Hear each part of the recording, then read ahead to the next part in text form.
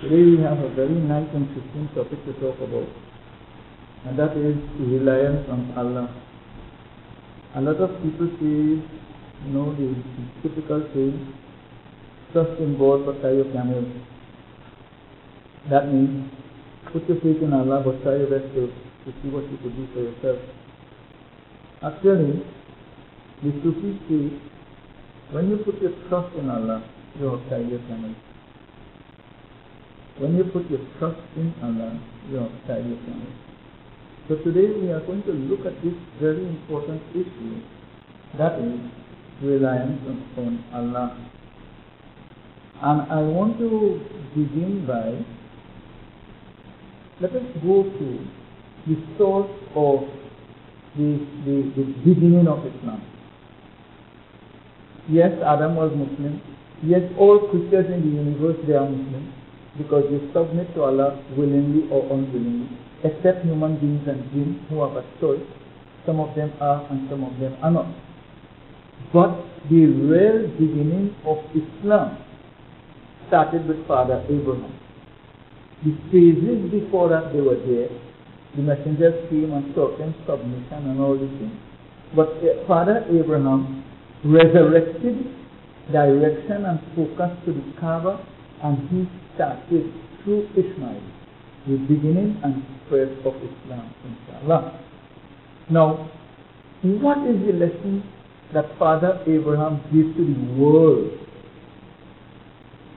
Father Abraham knew how to rely on Allah, because when he was a little fellow and they decided to throw him in the fire, if he did not stop criticizing their idols and killing them and breaking them up and all them things, and he opted to be thrown in the fire because he had reliance on Allah. He knew that Allah was never going to let him down. And if he has faith in Allah, Allah will take care of his affairs. That's the important thing. If you put your faith in Allah and your trust in Allah, He will take care of your affairs. That's what He says. So Father Abraham, God gave him plenty else. He was a big businessman. He was a trader. He had a lot of sheep. He had a lot of land. The Jews today still trying to reclaim all the land that Father Abraham was given by Allah. Guys, you understand? Palestine is the holy, and they have to establish Greater Israel. So that they are still trying to reclaim the land that they believe Abraham was given by God. Okay?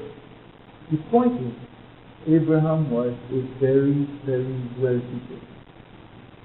Right? But look what happened. Look what happened.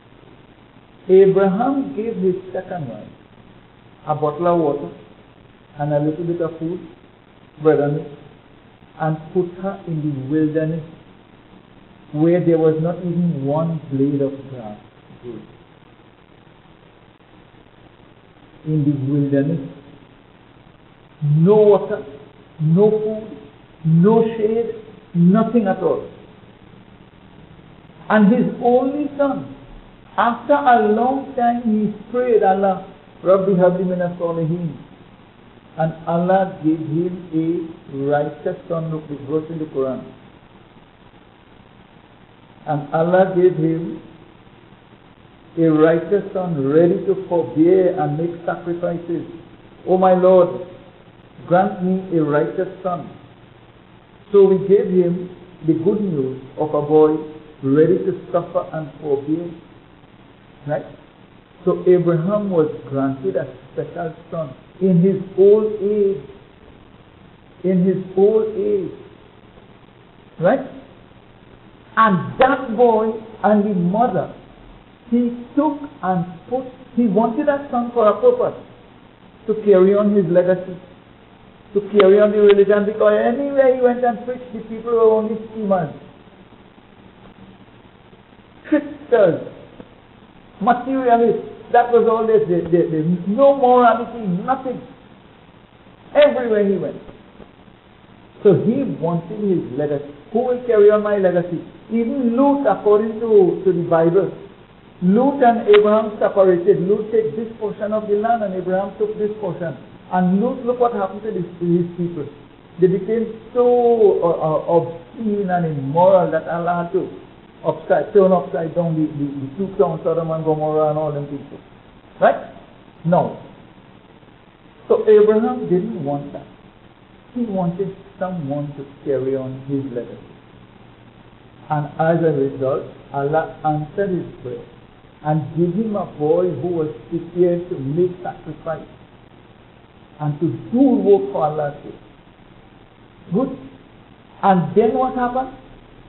Abraham took that boy, that loving child, and the mother, and put them in a place where there was no sign of any form of life. No sign of life. And if you go in the Kaaba even now, in summer, you will understand what we are talking about.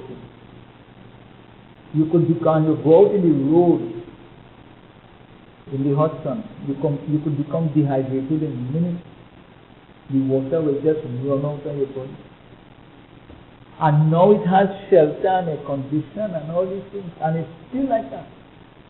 What about that time when you didn't have one blade of grass, no stone to hide from the sun, nothing at all? Nothing at all. And Abraham put his loving son and his mother's grave. And what he said? رَبَّنَا إِنِّي أَسْكَنْتُ مِنْ ذُرِّيَّتِي بِوَادٍ